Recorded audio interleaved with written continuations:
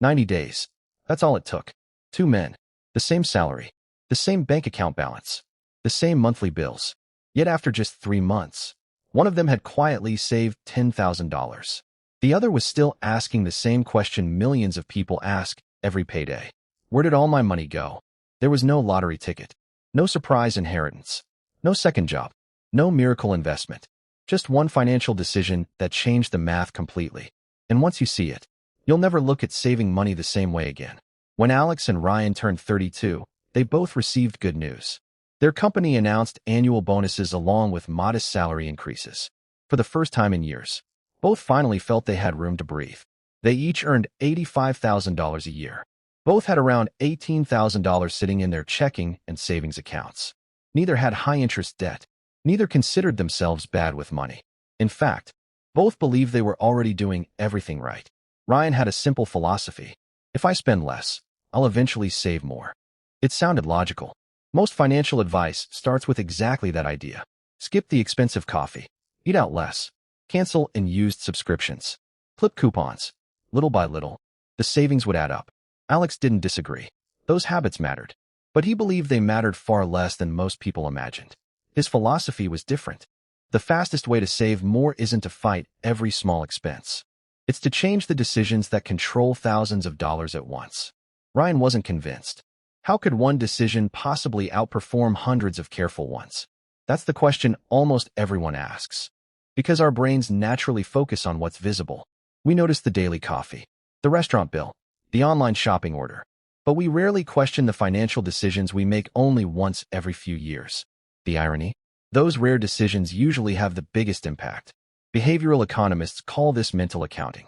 We treat money differently depending on where it's spent. We'll drive across town to save $10 on groceries, but sign a 5-year financial commitment after thinking about it for only a few minutes. The psychology is more important than the math. Ryan spent the next few weeks tracking every dollar. He downloaded a budgeting app. He cut takeout, canceled 2 subscriptions, skipped weekend shopping trips. By the end of the month, he felt proud. He had saved almost $420. It was real progress. Alex smiled when Ryan showed him the numbers. Then he asked one simple question. What if I told you there's a single decision you could make this month that saves more money than all of those sacrifices combined? Ryan laughed. That's impossible. Alex didn't argue. He simply opened a spreadsheet. Because sometimes, the most powerful financial lesson isn't hidden inside motivation. It's hidden inside the math. And over the next 90 days, those numbers would completely change the way both of them thought about saving money. Ryan leaned closer to the spreadsheet. I hope you're not about to tell me to stop buying coffee. Alex laughed. If saving $10,000 depended on coffee, almost nobody would ever do it. He clicked to the next page. The first number appeared.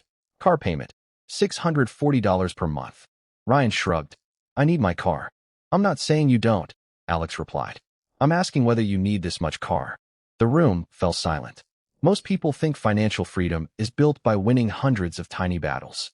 But the numbers tell a different story. The biggest improvements usually come from a handful of high-impact decisions. Housing, transportation, taxes, insurance. Those 4 categories often consume well over half of an average household's budget. Saving a few dollars each day feels productive. Reducing one major monthly expense changes everything. Ryan wasn't convinced. So you're saying I should drive an old car forever? No. I'm saying there's a difference between buying a car and buying the most expensive payment your income can justify. That difference is rarely discussed because dealerships don't advertise total ownership costs. They advertise monthly payments. Psychologists call this anchoring. Once your attention is fixed on a monthly payment, the total cost quietly disappears from your mind. Alex typed a few numbers. If you reduce this payment by just $300 a month, that's $3,600 a year. Ryan nodded slowly. That's already more than everything I saved by skipping takeout. And we're only getting started. Next came insurance. Ryan had never compared rates after buying his car. He simply renewed the policy every year. Alex spent 15 minutes comparing similar coverage online. The difference? Nearly $900 a year. Ryan frowned. I've probably overpaid for years. Most people do. Not because they're careless. Because repeating the same decision feels easier than questioning it. That's called status quo bias. Our brains often prefer familiar choices, even when better options are sitting right in front of us. Then Alex opened one final tab. Housing. Ryan assumed this was where the advice would become unrealistic. Move. Get roommates. Live far from work. Instead, Alex surprised him. I'm not telling you to downgrade. I'm asking whether you've negotiated your costs recently. Ryan looked confused. Negotiated? Rent. Internet. Phone plan. Insurance. Many recurring expenses quietly increase over time simply because people never ask for better rates. Companies know something fascinating. A large percentage of customers stay with the first price they're given. Not because it's the best deal, because changing it feels like work. By the end of the evening, Ryan hadn't changed his lifestyle. He hadn't taken a second job. He hadn't stopped enjoying life. But for the first time, he realized that saving money wasn't about becoming more disciplined. It was about making better decisions where the numbers were biggest. And when he finally added everything together, he couldn't believe what the math was about to reveal. Ryan spent the next weekend putting Alex's ideas to the test. He refinanced his auto loan, compared insurance quotes, negotiated his internet bill, switched to a lower-cost phone plan, and canceled one service he had been paying for without using. None of those decisions felt dramatic. In fact, most of them took less than an afternoon. By Monday morning, Ryan opened his spreadsheet. He stared at the numbers. Then he checked them again. His monthly expenses had fallen by almost $870. Without working extra hours. Without sacrificing weekends. Without giving up the things that genuinely made him happy. Ryan laughed. I've been trying to save money in the hardest possible way. Alex smiled. Most people do. Because tiny daily expenses are easy to notice. Large financial leaks slowly become invisible. Here's what nobody talks about. People don't usually become wealthy because they're better at saying no. They become wealthier because they learn where yes and no matter most.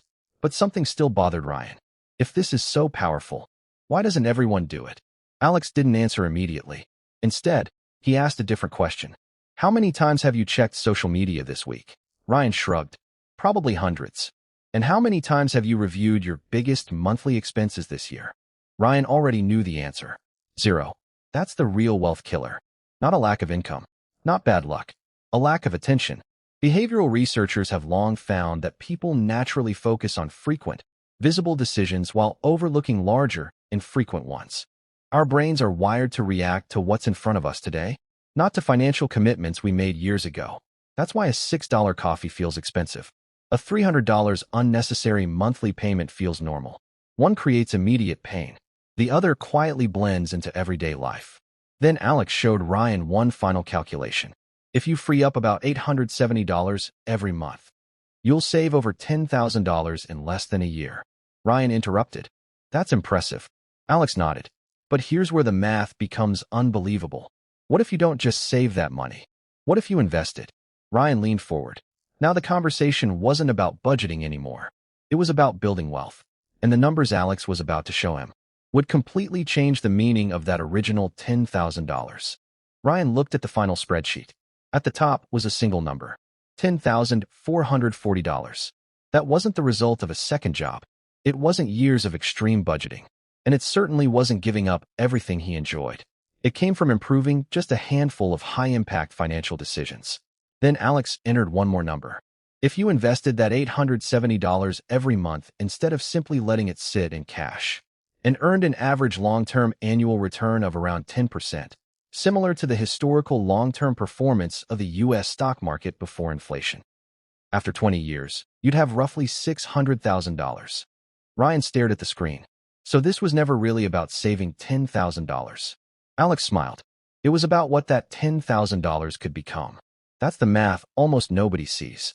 People celebrate earning an extra $1,000, but they rarely ask what one better financial decision could be worth over the next 20 years. Here's the surprising part. Ryan wasn't bad with money. He budgeted. He avoided unnecessary debt. He worked hard. His mistake was believing that every dollar deserved equal attention. It doesn't. Some financial decisions are worth a few dollars. Others are worth hundreds of thousands. Learning the difference changes everything. That's why the silent drain on wealth isn't your morning coffee. It's spending years optimizing the smallest expenses while ignoring the biggest ones. The goal isn't to become obsessed with saving or to stop enjoying life. Money should create experiences, comfort, freedom, but every dollar should have a purpose. The people who build wealth the fastest don't necessarily earn the most. They simply understand leverage. They know that one smart decision can outperform 100 small sacrifices. As Ryan closed his laptop, he laughed. I spent years trying to squeeze money out of my daily routine, when I should have been redesigning my financial system. Alex nodded. Discipline matters. But systems beat discipline almost every time. That single realization changed the way Ryan looked at money forever. Because financial freedom isn't built by making life smaller.